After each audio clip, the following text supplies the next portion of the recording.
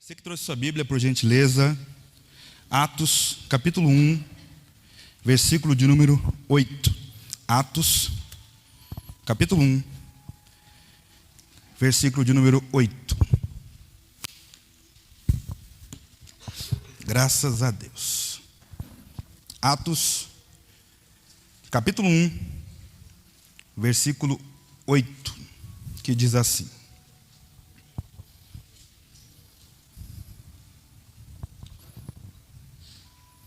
Mas recebereis poder, ao descer sobre vós o Espírito Santo, e sereis minhas testemunhas, tanto em Jerusalém como em toda a Judéia, e também em Samaria e até os confins da terra.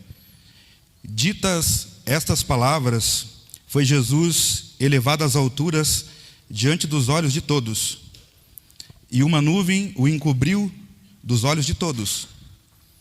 E estando eles com os olhos fixos no céu, enquanto Jesus subia, eis que 2 varões vestidos de branco se puseram ao lado deles e lhes disseram: Homens galileus, por que estáis olhando às alturas? Esse Jesus que dentre vós foi assunto ao céu, virá novamente, da mesma maneira como o viste subir. Glória a Deus. Estamos no mundo. E essa é a realidade que nós carregamos nos nossos pés. Para onde quer que a gente vá, nós estamos no mundo. E a palavra de Deus, ela deixa bem clara para nós que deve ser o cerne, ou seja, a base da nossa vida de fé. É que embora os teus pés estejam aqui, a tua fé, ela te liga a um Deus que não vive aqui, que habita o reino dos céus. Diga glória a Deus. E quando a palavra de Deus diz isso, ou mostra isso para nós, ela quer dizer o seguinte, que nós estamos no mundo, mas nós não somos do mundo. Ou seja, existe um lugar para nós. E segundo a palavra de Deus, longe da violência, do pecado, da dor, da agonia, do flagelo das nossas almas, do desespero, do choro, do pranto, da mágoa, da morte. E esse lugar não é aqui. Porém, estamos no mundo, mas nós não somos do mundo. Existe dentro do nosso coração um desejo que não é nosso, foi nos dado pelo Espírito Santo de Deus. E a palavra de Deus diz que toda a criação suspira, anela, deseja desesperadamente por estar com o Pai, e não aqui, lá.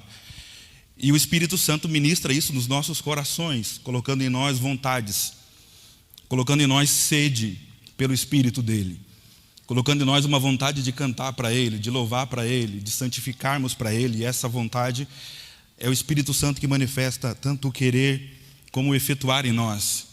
E o nosso coração, em momentos difíceis, momentos de deserto, momentos de provações, tudo que nós queremos é ouvir sobre as coisas do céu. Ouvir sobre as coisas que, segundo a palavra de Deus, elas são inefáveis. Tenta-se mostrar como são, dizer como são, mas não há palavras que possam descrever a grandeza do reino dos céus. Pois como a palavra de Deus já diz, nem olhos viram, nem ouvidos ouviram o que Deus reservou para os seus herdeiros. Ser herdeiro de Deus, diga glória a Deus. A nossa alma deseja encontrar Jesus num cântico, nossa alma deseja encontrar o consolo do Espírito Santo quando estamos chorando no nosso quarto, quando estamos com o nosso coração dobrado no altar. A nossa alma deseja estar em casa, pois nós não somos daqui, somos peregrinos neste lugar. A palavra de Deus, quando fala sobre o céu, ela dá alguns direcionamentos para o nosso coração se inflamar, queimar e desejar o céu. Livro de Gênesis, no capítulo 28, a palavra de Deus vai dizer que um dia Jacó, no meio do deserto de Harã, ele decide deitar e tirar um sono, descansar. Ele pega uma pedra, coloca a pedra por travesseiro, repousa a sua cabeça, deita e ele dorme. E quando ele dorme, ele tem um sonho. E no sonho, diz a palavra de Deus, que ele vê uma escada cuja ponta toca no reino dos céus, e por ela os anjos de Deus sobem e descem, e acima dela estava o Deus Todo-Poderoso. Quando ele acorda, ele diz: estou em lugar santo e eu não sabia. um sonho com o reino dos céus, um sonho com a presença de Deus. O nosso coração tem que ser assim, o nosso coração tem que desejar, amar e viver a grandeza de Deus, para que então Deus possa revelar para nós a grandeza desse céu, para que você não se perca, porque você está nesse mundo, caminhando nesse mundo, para que não venhamos a perder o foco real da nossa vida, que é a nossa salvação, porque nós estamos muito tempo passando aqui embaixo.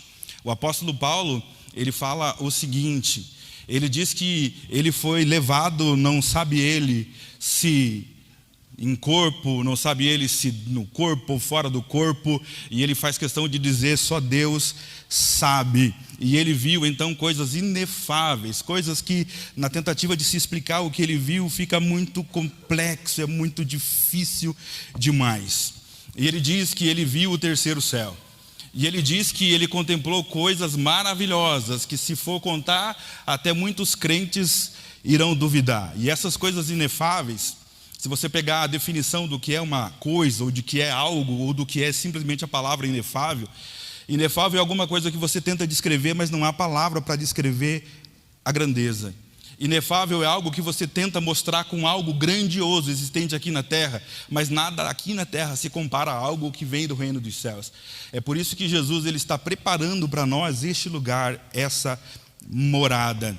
O texto que nós lemos, ele fala sobre um momento crucial na vida de Jesus, onde Jesus está deixando a terra, deixando de pisar neste lugar, deixando de passar por todas as coisas que, como você, ele também passou.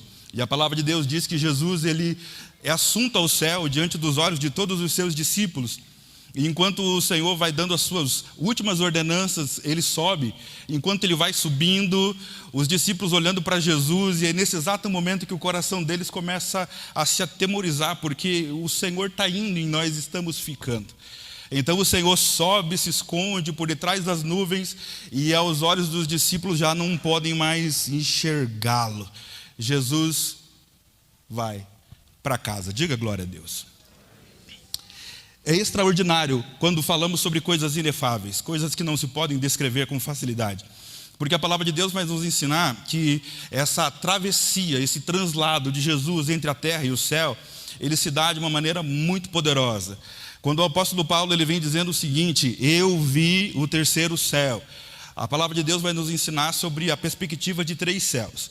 O primeiro é o céu que nós vemos aqui, o céu atmosférico que está aqui embaixo, pode ser visto a olho nu, o azul do céu. O segundo seria o espaço, onde estão as estrelas, as constelações, os planetas e assim por diante. E o terceiro céu não pode ser visto por olho humano, tem que ser manifesto pelo Espírito Santo de Deus, e somente os filhos de Jesus conseguem fazer isso. O terceiro céu é a região celestial aonde Deus habita. Diga glória a Deus. Aleluia. Quando Jesus Cristo ele ascende aos céus e volta para casa, a palavra de Deus diz que ele ultrapassa esses 3 céus, uma fração de milésimo de segundo, de tal maneira que não pode ser calculado.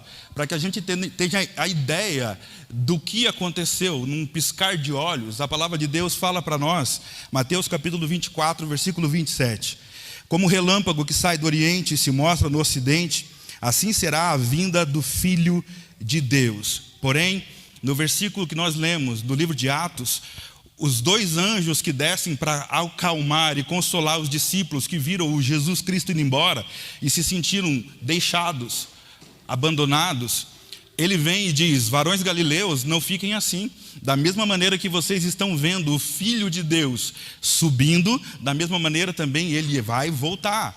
E essa transladação, essa ultrapassar os céus, se dá nessa breve fração de milésimos de segundos, com a rapidez de um abrir e fechar de olhos. De repente Jesus está nas regiões celestiais, onde a palavra de Deus diz aonde são travadas as batalhas, aonde são travadas as guerras, aonde Deus vence principados e potestades. Jesus ele adentra as regiões celestiais aonde Deus está. Diga glória a Deus.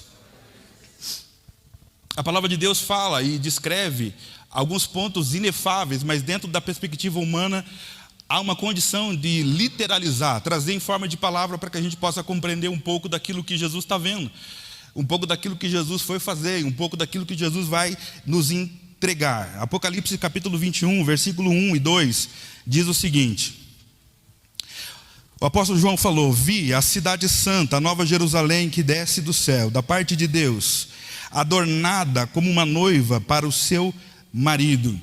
Jesus Cristo, quando volta para o que ele encontra é o reino dos céus, como uma noiva adornada, preparada, edificada para o encontro do seu noivo. E Jesus Cristo, ele para de frente aos portões do reino dos céus. Repito para você, João diz: eu vi a nova Jerusalém, não é essa entre os homens.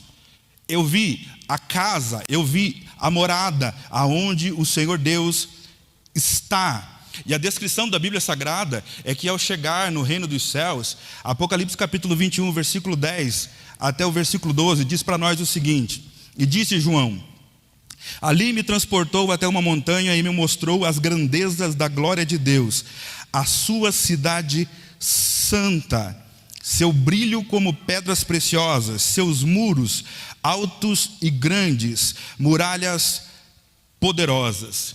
A descrição que o Evangelho faz da cidade santa de Deus que desce dos céus é que em volta da cidade santa de Deus existe uma muralha muito alta, muito densa, e que não pode ser ultrapassada.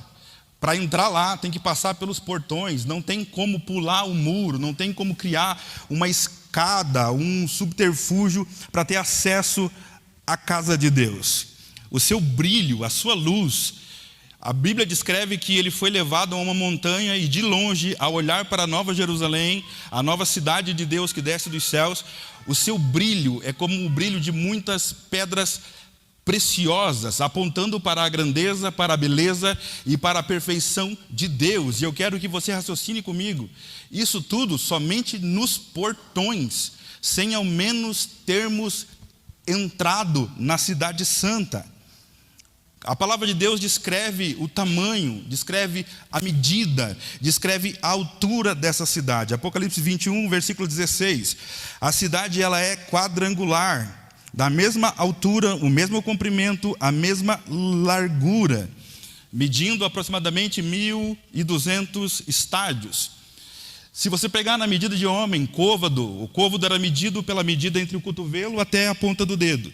Só que o texto diz que a medida não foi feita por homens, porque não é na terra, é no reino dos céus. Então a medida foi feita pelos anjos. E aproximadamente, fazendo o cálculo dentro da teologia, estima-se aí uns 2.200 quilômetros de altura, comprimento e largura. Ou seja, é um quadrado perfeito. E aí você começa a entender por que o nome da sua igreja é a Igreja do Evangelho Quadrangular. Porque apresenta as medidas, a estrutura perfeita do reino dos céus. Apocalipse 21, versículo 18, fala sobre essas muralhas e a estrutura dessas muralhas. Os muros da Nova Jerusalém são de jaspe e a cidade é toda feita de ouro puro. Ruas de ouro, transparentes como o vidro. E aqui as coisas inefáveis começam a saltar aos nossos olhos. Você já deve ter visto um brinco, um relógio, um anel de ouro. E você sabe que não dá para ver através dele. Como a partir da palavra de Deus está dizendo para nós que a morada do Deus Todo-Poderoso é feita de ouro puro. E não é um ouro que conhecemos aqui, é um ouro puro. Aqui, para se refinar o ouro, você pega o ouro, acha ele, cava, acha ele na terra, você precisa queimá-lo, você precisa aquecê-lo, você precisa derretê-lo várias e várias e várias vezes, para que ele seja tido como um ouro puro, não haja imperfeição, não haja impureza, não haja sujeira. E quanto mais limpo e puro, maior é o seu valor. Quando a palavra de Deus fala que no reino dos céus as muralhas são de pedras preciosas, está agregando riqueza, ou melhor, está agregando tesouro, porque riqueza você constrói aqui embaixo, agora tesouro é só no reino dos céus. Já havia Jesus dizendo: não acumuleis para vós mesmos riquezas, aonde o ouro e a traça pode corroer, acumuleis para vós tesouros no céu, aonde nem o tempo, nem o passado, nem ninguém pode tirar de vocês. As ruas são de ouro. E uma pessoa mais gananciosa talvez pense assim: uau, lá nós vamos ser milionários. Não existe a conotação desse tipo de riqueza interesseira ou gananciosa. Quando a palavra de Deus diz que Deus é dono do ouro e da prata, é que Deus está dizendo que a Ele todas essas coisas são possíveis, e para Ele essas coisas não têm valor financeiro, mas sim têm valor de pureza. Se as ruas são de ouro, quão puro tem que ser o nosso coração para que nós possamos andar nessas ruas e ter direito a estar nessa cidade. Temos que ser refinados pelo fogo, para que a sujeira deste mundo não contamine os nossos corações. Apocalipse 21, versículo 19, fala sobre o fundamento das muralhas. E eu estou até agora somente nas muralhas para dizer para você que é impossível alcançar a Deus sem Jesus, porque não tem como entrar nesse reino pelo tamanho das suas muralhas, não tem como acessar o reino de Deus se não for por intermédio de Jesus Cristo. O fundamento dessas muralhas, eles são cravejados, adornados com 12 tipos de pedras preciosas. Não vi, nunca toquei. Talvez em cinema, no filme, eu tenha visto alguma delas. São elas: jaspe, safira, calcedônio, esmeralda, sardônio, sárdio, crisólito, berilo, topázio, jacinto, crisópraso e ametista. Cada uma dessas pedras representa uma das 12 tribos de Israel. São 12 tribos, são 12 pedras, são 12 portas. E cada uma dessas pedras com um brilho. Você imagina então uma espécie de arco-íris iluminado de pedras preciosas, aonde o apóstolo está dizendo que ele foi levado a uma montanha e, ao olhar para a cidade de Deus, ele vê todos esses brilhos irradiando como uma lanterna, como uma luz, ultrapassando aquelas pedras preciosas e iluminando do outro lado de lá. É por isso que a palavra de Deus diz que no reino dos céus não haverá nem dia nem noite, porque a luz do Todo-Poderoso Deus brilha como o sol e iluminará a tudo e a todos, fazendo resplandecer a cidade santa de Deus. O engraçado disso tudo é que ainda assim os portões estão fechados. O engraçado disso tudo é que ao Senhor Jesus chegar no reino dos céus, os portões ainda continuam fechados. E você consegue ver essa narrativa fazendo uma ligação teológica dos acontecimentos da travessia e da chegada de Jesus. Quando você pega, por exemplo, o livro de Provérbios, quando o livro de Provérbios ele fala o seguinte, numa declaração de que o rei chegou nos portões. E a palavra de Deus vai dizer: levantai, ó porta, as vossas cabeças para que entre o rei da glória. Mas quem é o rei da glória? O rei da glória é Jesus Cristo, o poderoso nas batalhas. É como se as portas estivessem sendo abertas, porque alguém de tamanha grandeza, de tamanho valor, está chegando, e não para pular um muro, está chegando porque conquistou o direito a estar neste lugar. Então os portões da palavra de Deus, segundo a palavra de Deus, se abrem para que Jesus Cristo ele possa entrar. O engraçado disso tudo é que nós sabemos que Jesus foi para o céu, diga glória a Deus. Nós sabemos que Jesus habita o céu, diga glória a Deus.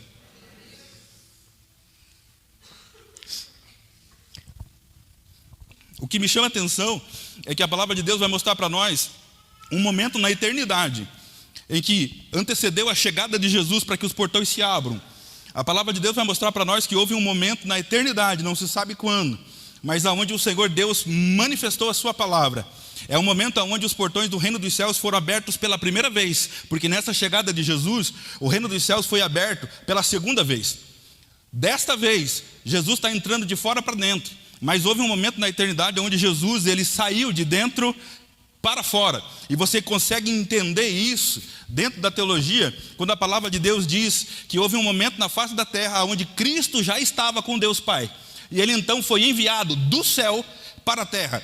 E a palavra de Deus vai dizer para nós, o livro de João vai dizer para nós: porque Deus amou o mundo de tal maneira que deu seu Filho unigênito, para que todo aquele que nele crê não pereça, mas tenha a salvação e a vida eterna.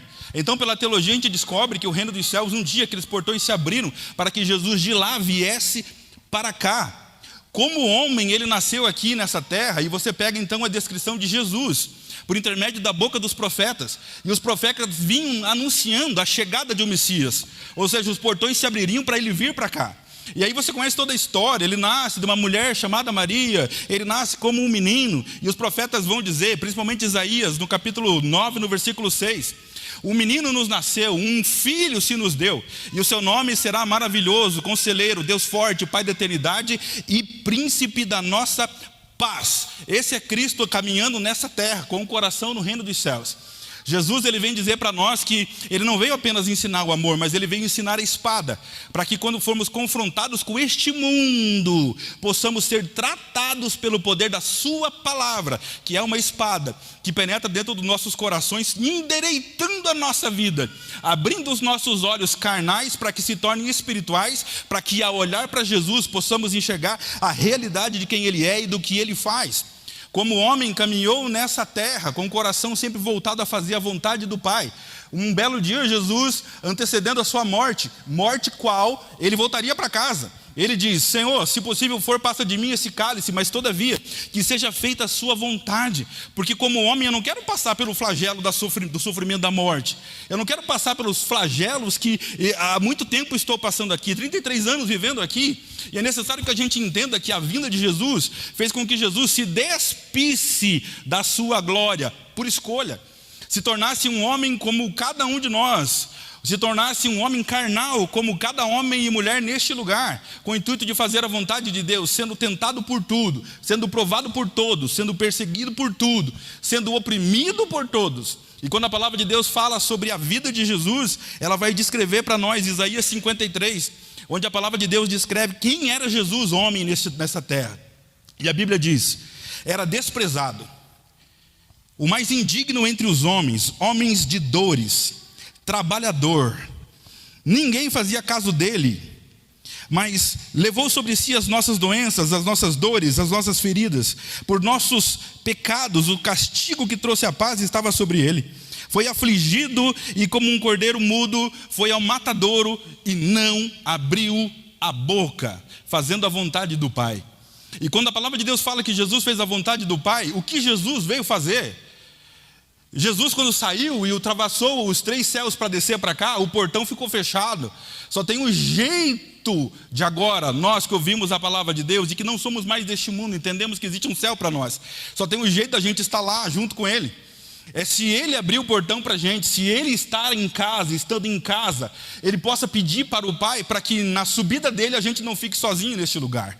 Lembra? Quando os discípulos viram Jesus subindo, os discípulos do seu coração precisaram ser consolados por 2 anjos que, vendo Jesus, atemorizaram-se. O Pai está indo, porque Cristo disse: quem vê a mim, vê o Pai. Então no coração deles, eles estavam se sentindo deixados, se sentindo abandonados, se sentindo órfãos, porque Cristo foi, e agora eles têm que seguir a vida. E porventura não é assim que você se sente muitas vezes? Com um suspiro entalado dentro do seu coração, com uma vontade de gritar na sua alma, com uma vontade de dizer: Senhor, se o Senhor estivesse aqui, mas se o Senhor estivesse aqui não nas canções, se o Senhor estivesse aqui não apenas nas leituras, mas se o Senhor estivesse aqui caminhando comigo, se o Senhor estivesse aqui apertando a minha mão, se eu estivesse olhando para a cor dos teus olhos, como tudo poderia ser diferente na nossa vida. Quem é de nós aqui que é gerado pelo Espírito Santo de Deus, que nunca sentiu saudade de voltar para casa? Repito, coisas inefáveis, coisas que não podem ser descritas e não podem ser muitas vezes explicadas. Explica para mim, como é que o teu coração tem saudade de um lugar que você nunca pisou? Como é que o teu coração tem saudade de voltar para casa, para um lugar que você nunca andou por lá? É que o Espírito Santo de Deus ministra dentro dos nossos corações que o nosso lugar não é aqui. Então o nosso coração suspira ardentemente para voltar para casa, para um lugar onde a luz do Senhor ilumina, não há trevas, não há dor, não há ranger de dente, não há desespero, não há pranto, não há morte, não há pecado, não há destruição de famílias. Queremos estar num lugar de paz, num ambiente sadio, onde o Senhor reina sobre nós. Jesus Cristo, Ele deixou para nós palavras, para que você seja estimulado a permanecer na fé e o teu coração não desvie. Não é da igreja, o teu coração não desvia da existência presente do reino dos céus. O Antigo Testamento já vinha falando: ei, o reino dos céus não vai chegar, o reino dos céus já chegou e está entre vós. Lembra quando Jesus Cristo é manifesto no meio dos pecadores, quando João Batista está batizando os homens da margem do Rio Jordão? O João Batista olha para o meio da multidão e ele diz: eis ali o Cordeiro de Deus que tira o pecado do mundo. Já está no nosso meio o Cordeiro que tira o pecado do mundo, preparando o caminho para nós, preparando um caminho para que a gente possa ter acesso de volta para a nossa casa. Nós estamos nos sentindo muitas vezes perdidos neste lugar, com uma vontade de viver coisas que não são humanas, com vontade de viver coisas que não são ruins. E toda essa manifestação e desejo de bondade é um desejo de voltar para casa, porque nesse mundo não existe bondade. O que existe aqui é a bondade de Deus, que habita o céu, alcançando o nosso coração aqui nesta terra. Quando a palavra de Deus fala sobre a chegada de Cristo no reino dos céus, ela nos mostra duas entradas. A palavra de Deus nos mostra a entrada triunfal de Jesus aqui na terra, na Jerusalém, onde o templo estava estabelecido, e também nos mostra a entrada de Jesus Cristo no reino dos céus, quando ele adentra o terceiro céu e chega diante da cidade santa, cujos portões estão se preparando para abrir para ele entrar. A primeira que nós vemos é quando a palavra de Deus diz, Mateus capítulo 21, onde Jesus Cristo diz aos seus discípulos: é chegada a minha hora, preciso entrar em Jerusalém, vão, peguem um jumentinho e tragam para que eu entre assentado no jumentinho. E a palavra de Deus no capítulo 21 vai dizer: eis aí o vosso rei, assentado no jumentinho, rei humilde. E ele entra, e as pessoas cortam galhos, os discípulos pegam seus trajes, colocam sobre o burrinho, Jesus é assentado sobre o burrinho, eles lançam suas vestes pelo chão, a multidão grita numa só voz: Hosana, Hosana ao Filho de Deus, o rei está entrando. Contrapartida, essa entrada é aqui na terra. Essas mesmas pessoas que estavam cantando hinos para Jesus e profetizando a vinda de Jesus sobre a terra, foram as mesmas pessoas que depois pediram a crucificação e a morte dele. O que é isso? É quando o nosso coração não está voltado para o céu, nosso coração está voltado apenas para as coisas aqui da terra. Então numa hora nós queremos Jesus, na outra hora nós não queremos mais Jesus, e abandonamos princípios que não nos tiram da igreja, abandonamos princípios que nos tiram do céu. A outra entrada triunfal não é comparada a esta. A outra entrada triunfal, ela é realmente triunfal, mas não aconteceu aqui. É algo inefável, é algo extraordinário, é algo grandioso que Apocalipse capítulo 1 e Apocalipse capítulo 19 descreve. É outro patamar de revelação, são coisas inefáveis, são coisas que não se pode desenhar, não se pode imaginar, porque com certeza imaginaremos errado. Agora, dá para a gente comentar, ler, e ter o nosso coração palpitando com desejo: um dia eu quero estar neste lugar. E o apóstolo João, ele vai dizer o seguinte, pegando por exemplo ali Apocalipse capítulo 1 e Apocalipse capítulo 19, ele vai dizer: vi os céus abertos, vi um cavalo branco. Na terra, na entrada de Jerusalém, era um burrinho. Na entrada triunfal de Jesus, quando os portões se abrem, levantai, ó porta, as vossas cabeças para que entre o rei da glória. Ele vê um cavalo branco, e acima, assentado no cavalo branco, cujo nome é Fiel e Verdadeiro, que julga com poder e retidão. E ele continua: o seu rosto brilha como o sol, os seus olhos são como chamas de fogo, os seus cabelos são brancos como a neve, na sua cabeça há uma coroa com pedras preciosas. Não são espinhos dolorosos da entrada triunfal aqui na terra, é inefável, são coisas inefáveis no reino dos céus, a entrada do Salvador. O Salvador chegou. Vestes salpicadas de sangue, vestes longas, um cinturão de ouro no seu peito, pés reluzentes como latão, com um brilho extraordinário, como se tivesse tirado o ferro diretamente da fornalha. Não são os discípulos que recebem Jesus com palmeiras, com folhas, tirando vestes para que então ele entre na entrada triunfal aqui na terra.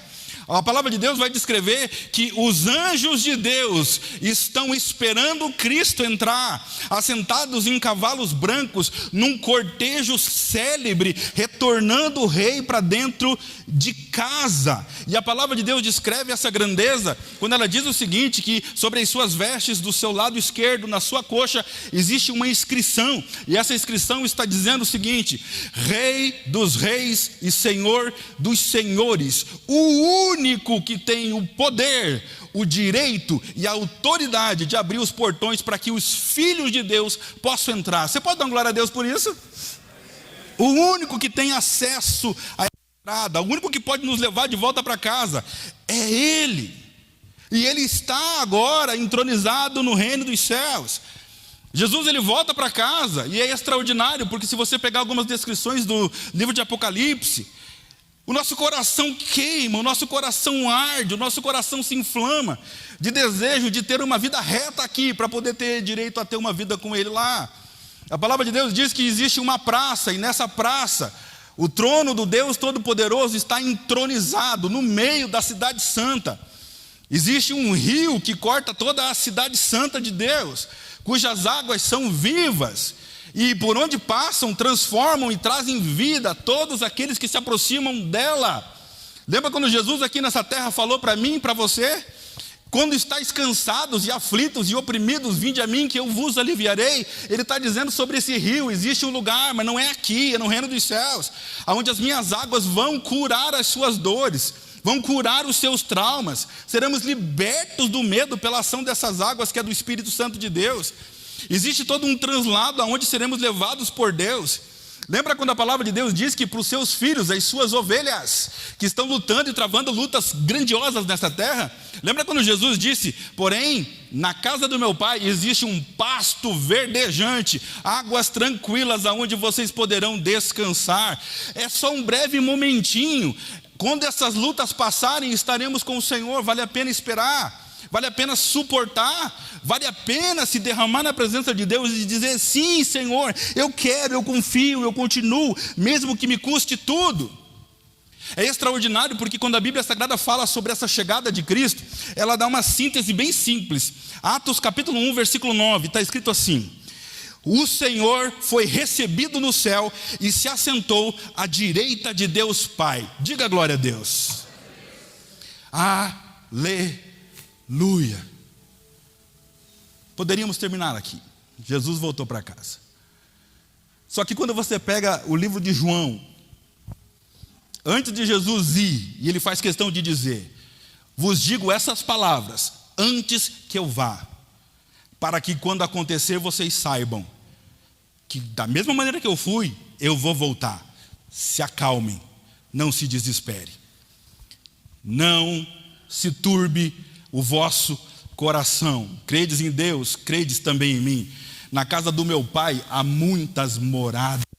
Se não fosse assim, eu não vos teria dito: se eu vou, eu voltarei.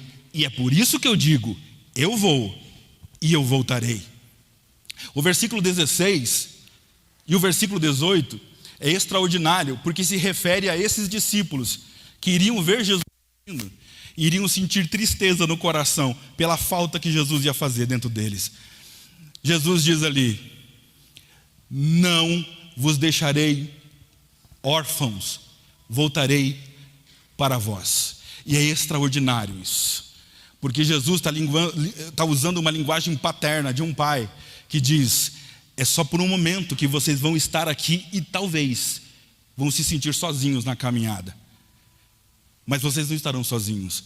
Eu não vos deixarei órfãos. Isaías capítulo 49, versículo 15, a palavra de Deus diz o seguinte, exemplo terreno: pode porventura uma mãe que amamenta o seu próprio filho se esquecer dele? Sim, todavia, porém, eu, o Senhor Deus, jamais me esquecerei de ti.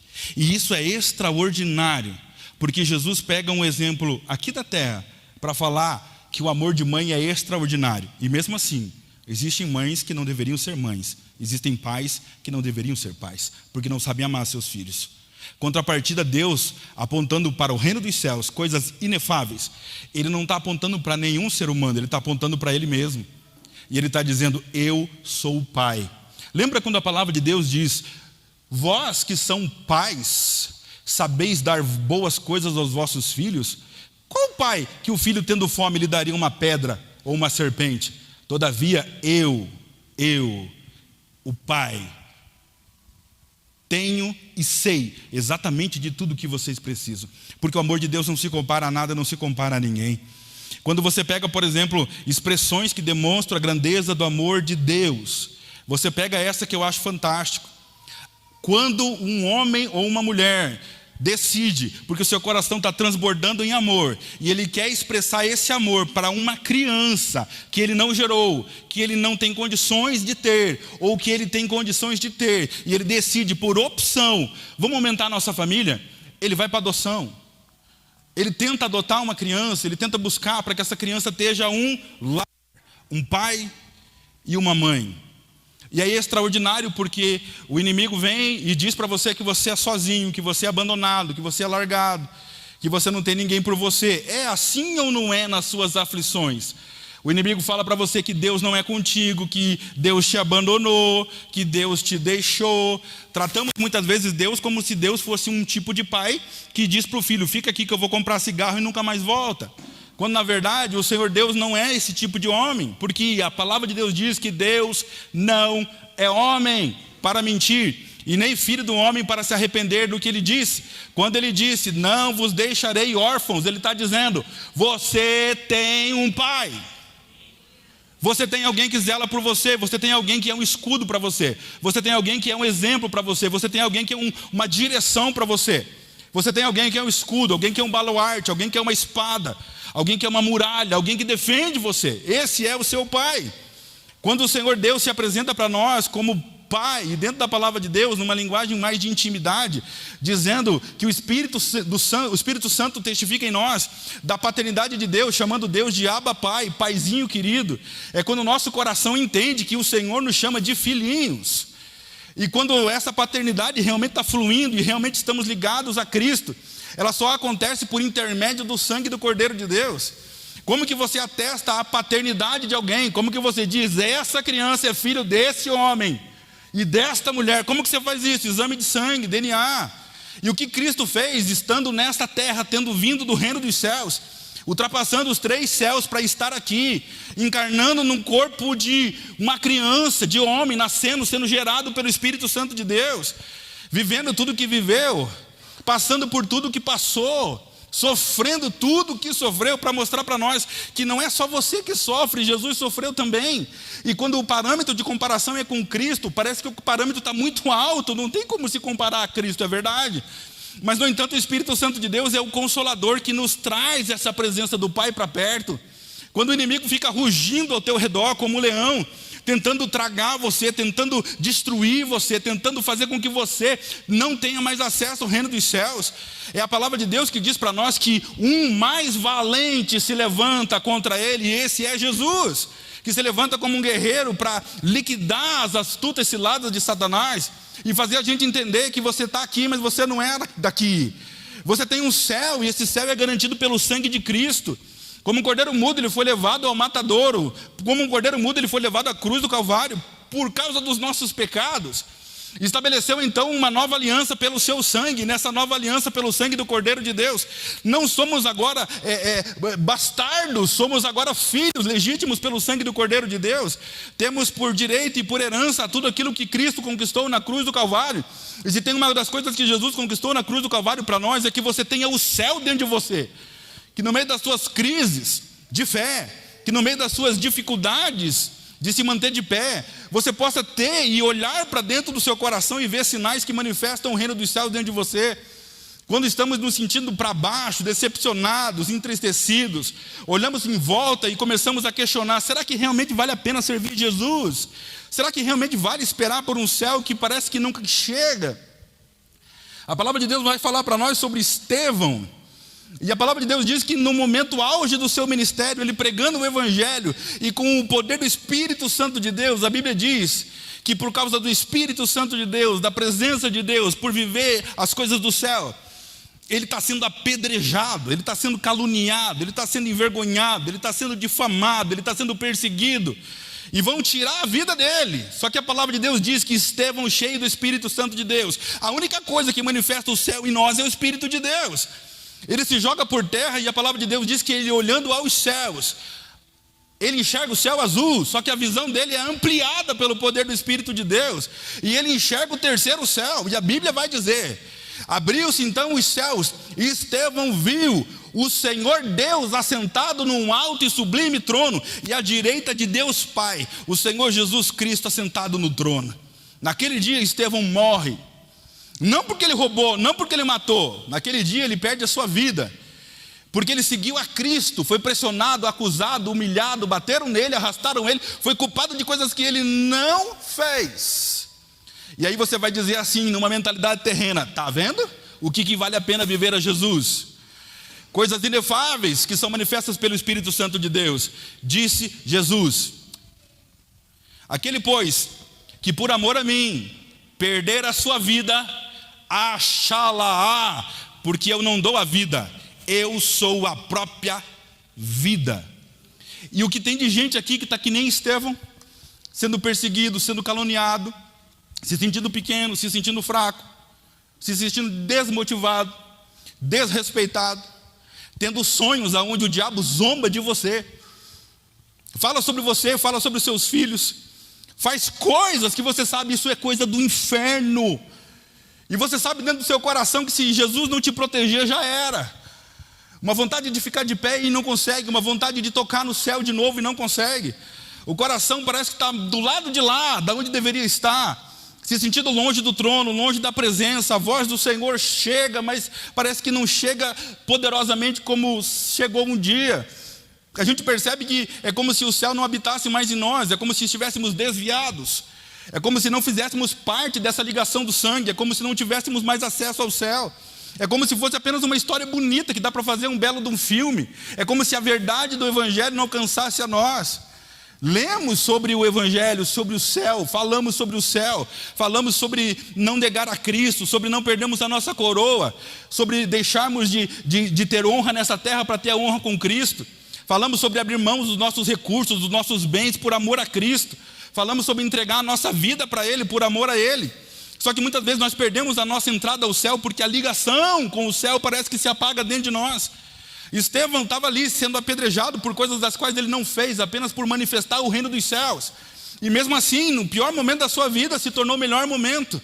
Porque quem é de nós aqui, que na provação que está passando, não gostaria de ver os céus abertos e ver o trono de Deus? Ah, aleluia! A palavra de Deus diz em Isaías que Isaías viu o trono de Deus.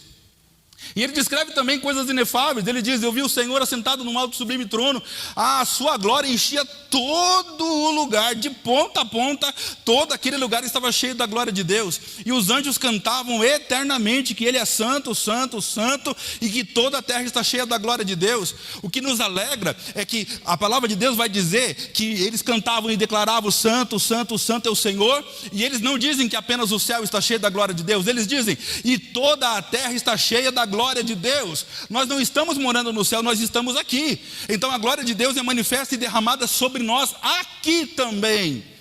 Temos vontade de estar lá, mas a realidade é essa: estamos aqui, com os pés caminhando sobre essa Curitiba nossa, mas com o coração ardente, pulsando com desejo de estar na presença de Deus, na morada do Todo-Poderoso. Um desejo tem que brotar no seu coração nessa noite.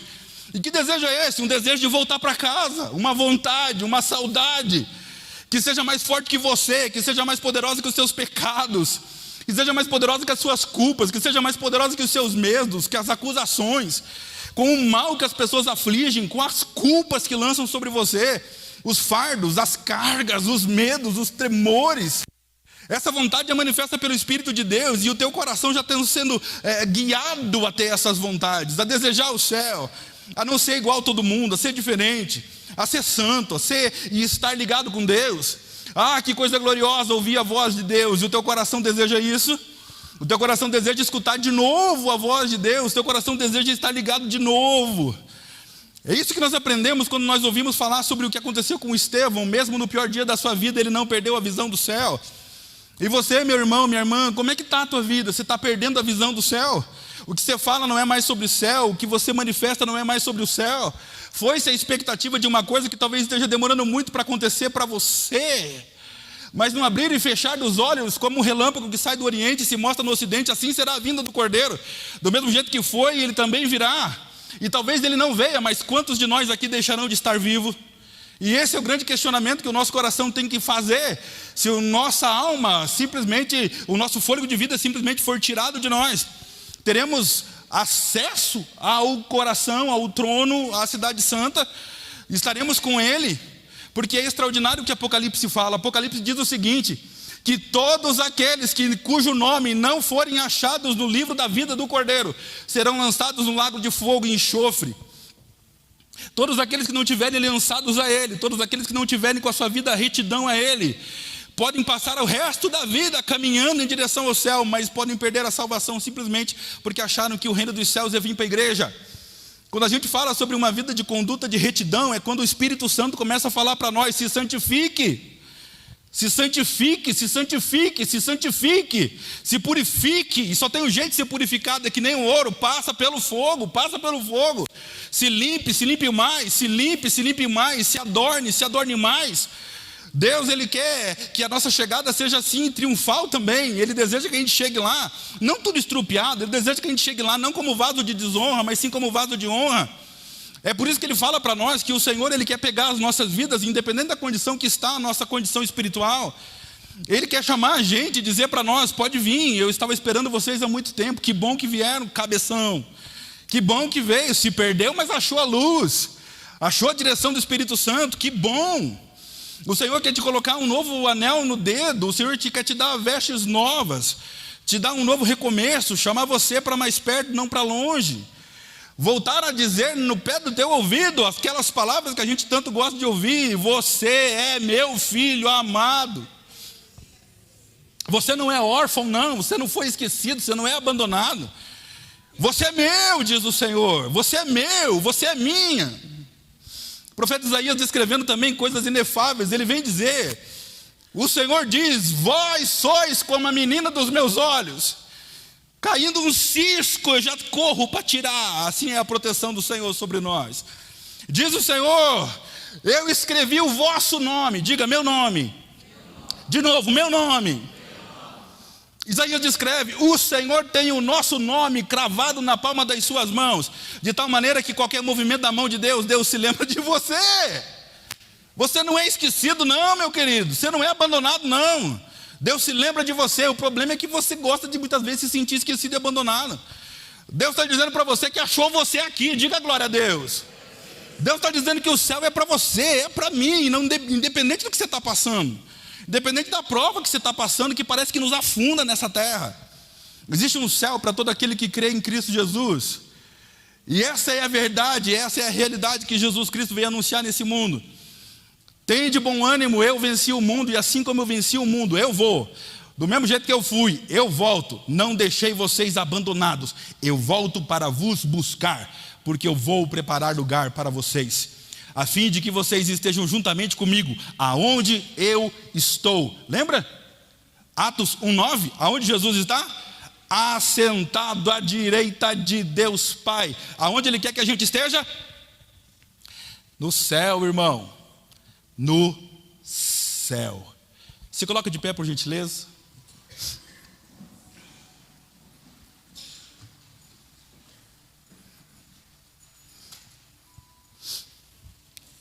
Segunda Coríntios, capítulo 4, diz assim: